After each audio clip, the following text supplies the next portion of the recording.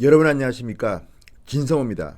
진성호의 융단 폭격 시작합니다. 이번 융단 폭격 대상자는 손학규 바른미래당 대표입니다. 자, 4.3 보궐선거 결과에 대한 평가를 지금 내리고 있습니다. 그런데 정작 한국당, 민주당 그리고 정의당 이번에 상당히 선거의 중심에 섰던 이 세 정당에 가려져서 보이지는 않지만 가장 위기를 겪고 있는 곳 중에 하나가 바로 바른미래당입니다. 바른미래당은 앞으로 어떻게 될 것인가? 손학규의 운명은 어떻게 될 것인가? 한번 평가해 보겠습니다. 자, 이번 4.3 보궐선거에서 가장 승리를 한 곳은 한국당으로 저는 보입니다. 물론 1승 1패입니다. 정의당이 한 석을 가져갔습니다. 그렇지만 원래 그 한 석은 정의당의 몫이었습니다. 노회찬 의원의 지역구였습니다. 그런데 이번에 한국당은 턱 밑까지, 정의당의 턱 밑까지 쫓아갔습니다. 500여 표의 아까운 표차로 한국당의 강기훈 후보는 낙선했습니다만 어쨌든 민심의 무서움을 보여줬습니다.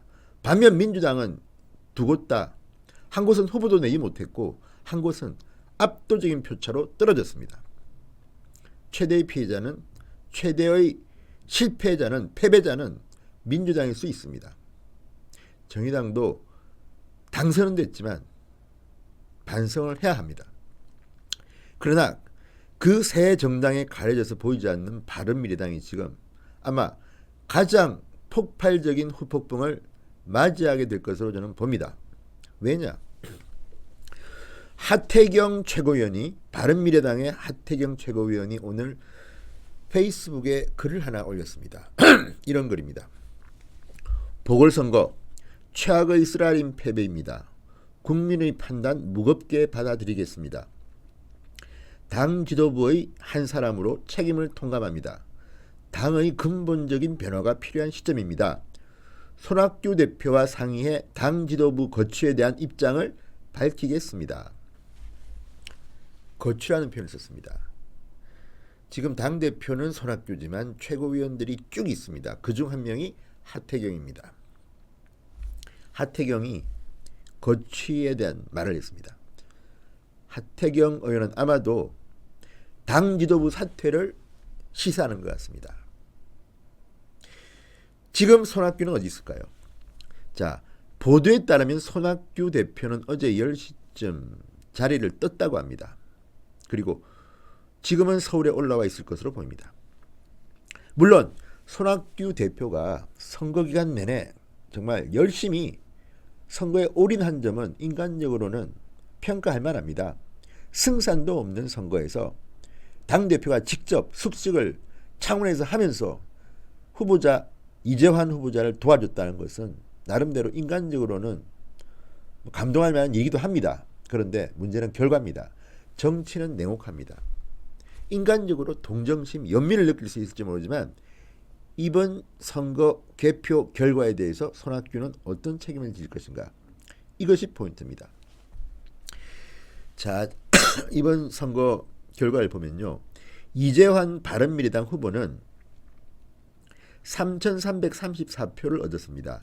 3.57%입니다. 한자리수 득표율에 4위를 했습니다. 자, 4위라는 게 뭘 뜻하냐면요. 정의당, 한국당 1, 2위 후보와는 표차가 크지만 그 정도가 아니라 민중당 후보한테도 졌습니다. 이쯤 되면 어떻게 해야 될까요? 자, 민중당의 손석형 후보는 3.8%, 바른미래당의 이재환 후보는 3.6%. 자, 이런 상황에서 손학규 대표의 결단은 필요한 것입니다. 그리고 이현주 의원이 오늘 부각되기 시작했습니다. 선거 기간 내내 이현주 의원은 손학규 대표를 비판했다가 계속 비판에 시달려야 했습니다. 지금 현재 이현주 의원 징계안이 바른미래당 내부에 올라가 있는 상태입니다. 이현주 의원 보고 나가라는 의원들도 꽤 많습니다. 어떻게 될까요? 이현주는 말했습니다. 이번 선거에서 바른미래당 후보가 10% 득표율을 갖지 못하면 손학규는 집으로 가라, 이런 말을 했습니다. 이 말을 듣고 바른미래당의 손학규 측 지의원들은 즉각 반발했습니다. 그리고 이현주를 윤리위에 회부했습니다. 한국당으로 가라, 이런 말을 공공연히 내뱉었습니다. 그런데 결과는 어떻게 됐습니까? 손학규 대표가 그렇게 열심히 뛰었지만 이재환 후보는, 바른미래당 후보는 3.6%, 3,334표. 물론 선전했다고도 볼 수 있지만 적어도 이번 선거에서 한국당에 이어서 두 번째로 큰 정당이 바른미래당이었습니다. 정의당, 민중당은 아주 작은 미니 정당입니다. 원내 교섭단체인 바른미래당의 후보가 이 정도 득표를 했다는 것은, 물론 무소속 후보가 이 정도 했다면 저는 이해합니다. 열심히 싸웠다. 그런데 의석수가 원내 교섭단체를 이룰 만큼 큰 정당의 후보가 3.6%. 정말 창피한 결과입니다. 손학규 대표는 체면을 확 구겼습니다. 공천을 잘못했을까요? 선거 캠페인에 문제가 있었을까요? 아니면 이제 국민들의 여론이 양당 체제로 가자, 이제 이런 식으로 중소정당이 끼어서는 안 되겠다, 문재인 정권을 심판하기 위해서는 보수는 보수끼리 모이고 저 진보 좌파는 민주당으로 모이고 이런 식의 구도로 가는 게 아닌가. 물론 그중에 정의당은 살아남았습니다. 그래서 손학규 입지가 점점 더 위축되는 겁니다. 왜 손학규는 이번에 창원 성산구 선거에 올인했을까요? 많은 평가들이 나옵니다. 아마도 본인의 입지를 더욱 공고히 하기 위해서 바른미래당의 입지를 창원 성산구에서 또는 경남에서 알리기 위해서 갔을 것으로 저는 봅니다. 그런데 실패했습니다. 실패 정도가 아니라 아예 참패를 해버렸습니다. 거기에 문제가 있는 겁니다. 자, 이현주 바른미래당 의원은 제명당할 위기에서 지금 살아날지도 모르겠습니다. 왜? 분위기가 이렇습니다. 그리고 지금 하태경 최고위원은 사퇴를 암시하는 글을 올렸습니다. 거취를 말했습니다. 지금 그러면 김관영 원내대표가 사실상 실세가 될 수가 있습니다. 손학규 대표는 이미 존재감이 사라지고 있으니까요. 그러나 김관영도 얼마 남지 않았습니다. 임기가 끝납니다. 오는 6월 임기가 끝나기 때문에 바른미래당 의원들은 신임 원내대표를 뽑습니다. 아마도 신임 원내대표에게 무게추가 쏠리지 않을까 싶습니다. 신임 원내대표가 누가 될지 모르지만 그 사람을 중심으로 바른미래당이 나갈지도 모르겠습니다. 그러니까 그 전에 저는 바른미래당의 붕괴도 점쳐봅니다. 지금 바른미래당은 국민의당 출신들과 바른정당 출신들이 아주 불편한 동거를 하고 있습니다. 한지북 두 가족입니다. 그리고 그 중에는 손학규 대표처럼 중도 또는 중도 좌파 이런 뉘앙스의 사람도 있고, 또 호남을 중심으로 호남에서 당선된 지역구를 가진 분들이 일부 있습니다. 그리고 바른정당 출신들은 한나라당에 한국당에 가까운 생각을 가진 사람들이 있습니다. 이도 저도 아닌 어정쩡한 중도도 있습니다. 아주 복잡합니다. 이 사람들의 마음을 모으기가 힘듭니다. 그리고 또 하나, 지금 정의당은요, 이번 보궐선거에서 승리했다고 원내 교섭단체를 복귀합니다. 정의당과 민평당이 손잡고 이제 손학규 대표 체제에 이제 도전할 겁니다. 왜냐? 손학규 대표가 있는 바른미래당도 원내 교섭단체지만 이제 우리도 원내 교섭단체다, 한번 맞짱 뜨자, 붙을 겁니다. 그러면 아마도 민평당의 힘이 지금과는 달라집니다. 지금은 원내 교섭단체가 아니기 때문에 늘 협상에서 눈물을 흘려야 했습니다. 그렇지만 이제 정의당이 한석 늘었기 때문에 두 당이 손잡아서 다시 원내 교섭단체로 복귀합니다. 사당 체제로 사실상 돌아오는 것입니다. 그렇다면 바른미래당은 양쪽에서 치입니다. 자유한국당의 힘이 점점 커지고 있기 때문에 바른미래당 의원들 중에는 한국당으로 갈까 말까 눈치를 보는 사람이 생길 테고 보수 대연합 이야기가 나올 겁니다.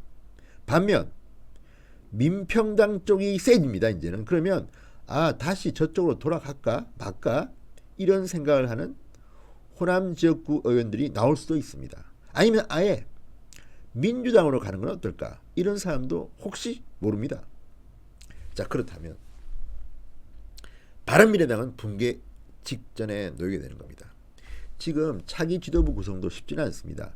하태경 최고위원이 손학규 대표와 상의하겠다. 그래서 손학규 대표와 함께 다 동반 사퇴해버리면 다시 전당대회 열 수도 있습니다. 이 상황에서 내년 총선이 1년 앞으로 다가왔는데 상당히 바른미래당의 운명이 촛불 앞에 등불처럼 아물아물합니다. 어쨌든 이현주의 말이 예언이 될지도 모릅니다. 손학규 이제 집으로 가. 그리고 뭐 찌질하다, 벽창호, 물론 이런 말들이 인격적으로 좀 심한 표현인 건 사실이고 이현주 의원도 좀 과했습니다만 또 일부에서는 이 말을 통쾌하다고 듣는 사람들도 있습니다. 손학규 대표의 리더십이 현실적으로 이해하기 힘들다는 바른미래당 사람들이 있기 때문입니다. 자, 오늘도 그래서 국회 정론관에서 묘한 기자회견이 있었다고 합니다. 자, 이현주 의원에 대해서, 이현주 의원의 징계에 대해서 이현주 의원 징계 논의를 중단하라는 말이 나왔다고 합니다. 물론 이 기자회견을 한 주체에 대해서는 좀 말이 있습니다. 이 사람들은 바른미래당 소속이었다가 지금은 아니라고 하기도 하고 서로 지금 하지만 어쨌든 행동하는 바른미래당 위원장 모임 뭐 등등등등 이름은 그렇습니다. 이 사람들은 반쪽짜리 연동형 비례대표제 공수처 등의 패스트트랙을 반대한다고 합니다. 여기에 대해서 바른미래당에서는 공식적으로 이 사람들은 우리 사람 아니라고 부인하기도 했다지만 어쨌든 이런 목소리가 나옵니다. 그리고 만약에 정의당이 민평당과 다시 교섭단체 회복을 했다는 이유로 패스트트랙을 주장하잖아요. 선거법 개정. 바른미래당에서 반기를 들 겁니다. 그러면 앞으로 전국은 정말 혼미해집니다. 그래서 자유한국당의 역할이 중요한 시점입니다. 흡수할 사람 흡수하고 흡수해서는 안 되는 사람은 흡수해서는 안 됩니다. 어쨌든 손학규 대표의 입지가 흔들리고 있습니다. 아니, 위기에 처해 있습니다. 손학규 대표는 과연 집으로 갈까요? 아니면 대표직에서 내려오지 않을까요? 아니면 대표직에 내려오지만 백의종군 한다고 하면서 다시 힘을 모을까요? 그 어느 경우든 손학규의 미래는 밝지 않다, 암울하다, 저는 이렇게 봅니다. 그리고 바른미래당의 미래도 붕괴 직전에 있다, 이런 생각이 듭니다.